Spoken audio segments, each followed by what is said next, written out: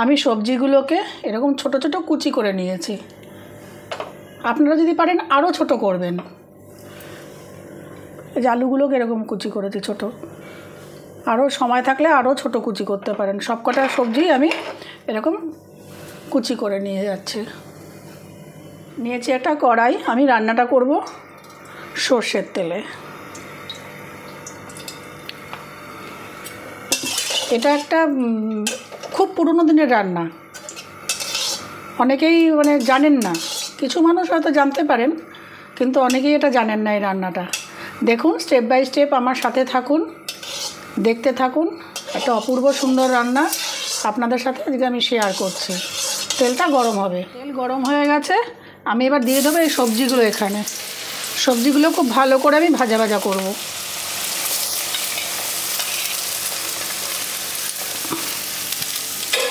এর মধ্যে এখন আমি দেবো একটু লবণ।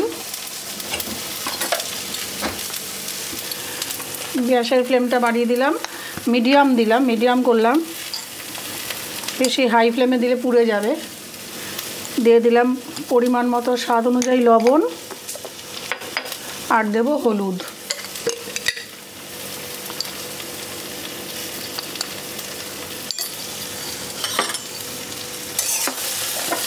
এটাকে খুব ভালো করে আমি আগে ভাজা ভাজা করে নেব।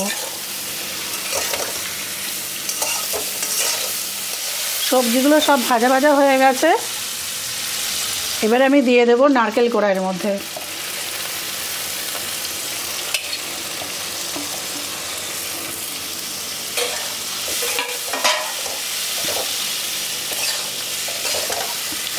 আর দেব সর্ষে বাটা।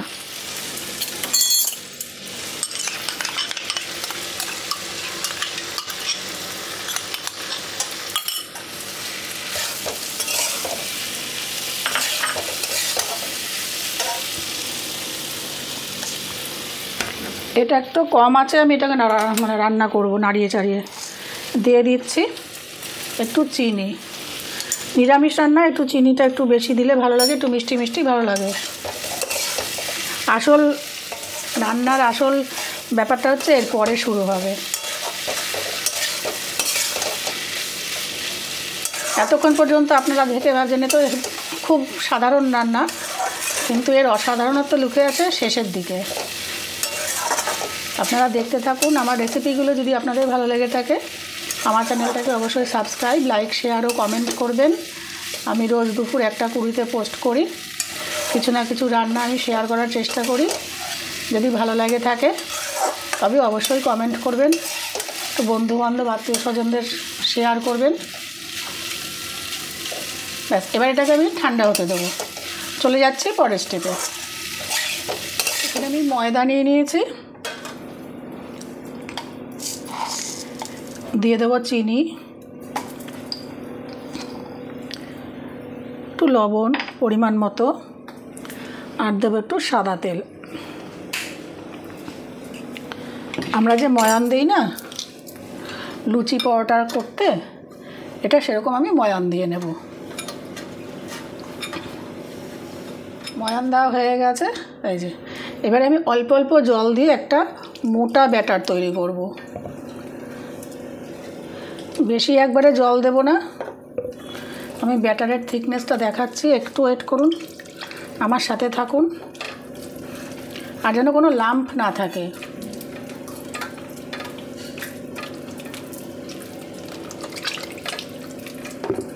এই যে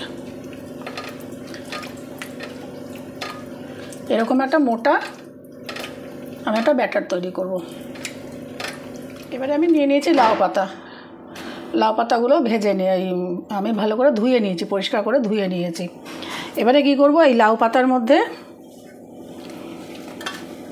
একটা ছেঁড়া লাউ পাতা ছিল, এই যে এটা পরে ব্যবহার করছি।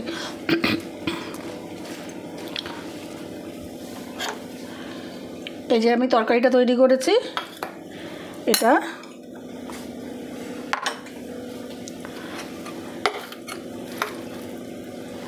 এই লাউ পাতার মধ্যে রাখবো।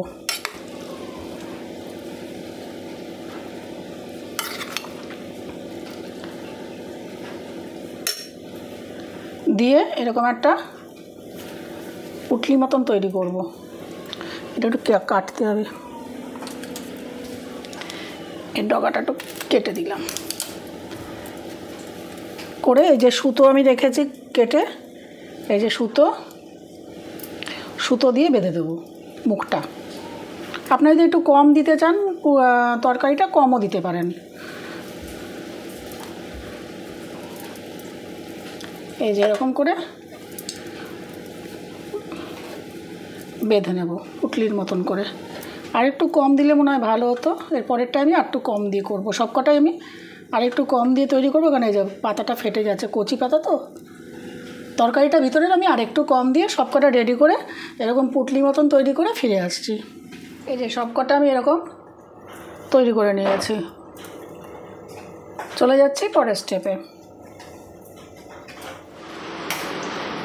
আমি দিয়ে দিলাম রিফাইন্ড অয়েল, একটু তেলটা বেশি লাগবে। তেল গরম হয়ে গেছে, এবার আমাকে যে কাজটা করতে হবে, এই যে আমি ব্যাটারটা রেডি করে রেখেছি, আর এই যে এটা এরকম চুবাবো। এই দেখুন, ভালো করে চুবিয়ে দিয়ে দেব তেলে। ভাজতে একটু সময় লাগবে, একটা একটা করে, আমার যদি কড়াইটা ছোট, একটা একটা করে ভাজা হবে। আমি এটা হালকা আছে, আমি এটা লাল করে ভেজে নেব, হালকা লাল করে, একদম পুড়াবো না, কিন্তু হালকা লাল করে ভেজে নেব।